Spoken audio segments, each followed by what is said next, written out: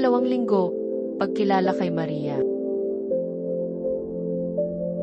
Ang ikalawang linggo ay kanilang ilalaan sa pagkakamit ng kaalaman hinggil sa mahal na Birhen.